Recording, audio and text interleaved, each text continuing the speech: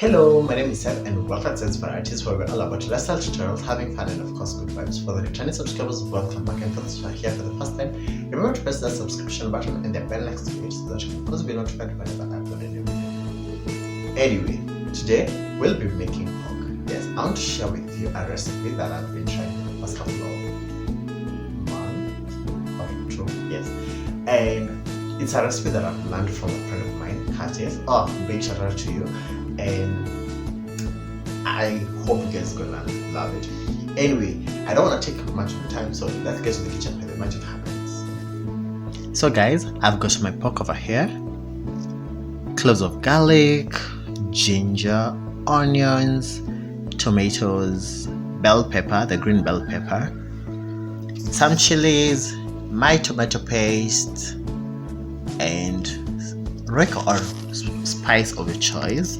Then I'll just transfer the meat into the pan. Yeah, so now let's just put it on fire so that it can dry a bit. Then you just leave it.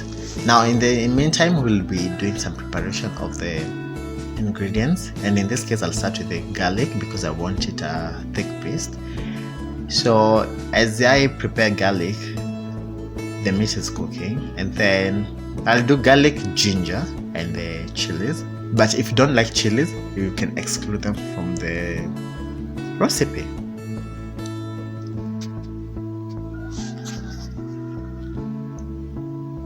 So I like my garlic. I love a lot of garlic actually. Not like I love garlic. It's so rich in flavor compared to all other ingredients, but well, I stand to be corrected, but that's in my case. So I use lots of it, yeah, as you can see. And then I'm just doing this so that I can make my blending process or my chopping process a bit fast, because I want by the time the meat is done cooking, I'm also done preparing the onions, tomatoes, and my garlic as well. So I'll just use 2 chilies. I don't know how hot they are, so I'm using 2.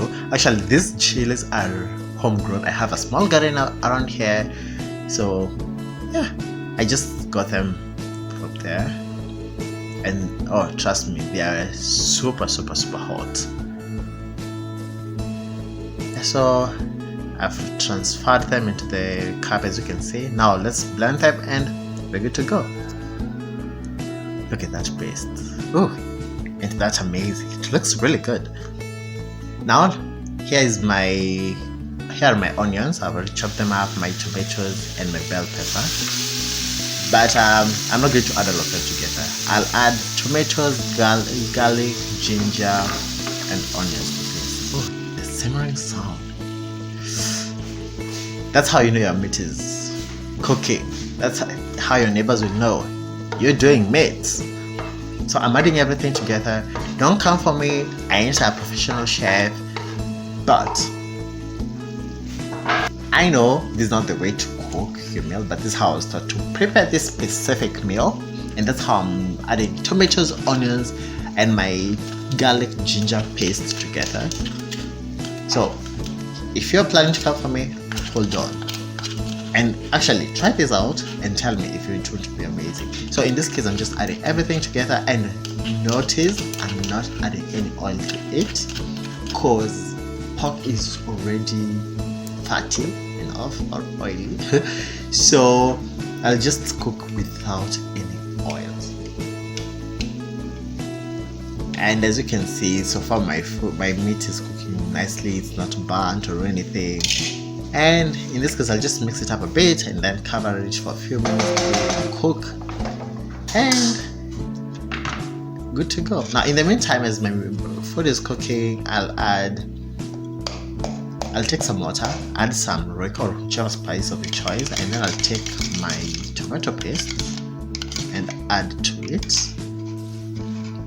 I love my tomato paste because it makes my food, if it's for a meal with soap, it's very thick, not that watery consistency, and in such a case it will give my meat a very nice paste. Now this is not part of the this is not a part of how I was shown how to prepare this. This is my own doing. Nothing doesn't add tomato paste, but yo, feel free to try my way as well. But if you don't like tomato paste, you can skip the step.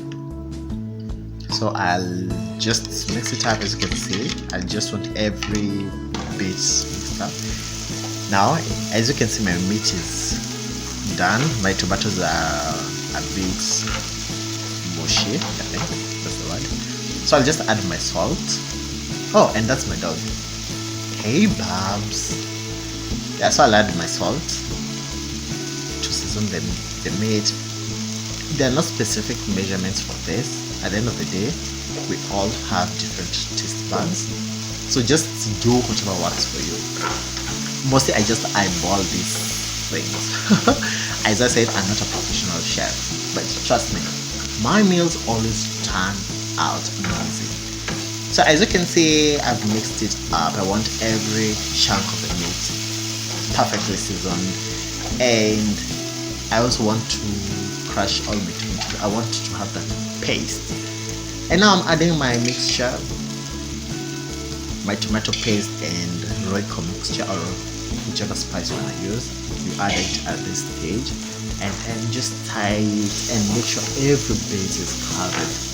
Every bit gets seasoned. Oh, yeah. Just this, I love the kitchen. The sizzling sound of the food, of the meat specifically. I mean, I'm not a foodie, but I love preparing a meal.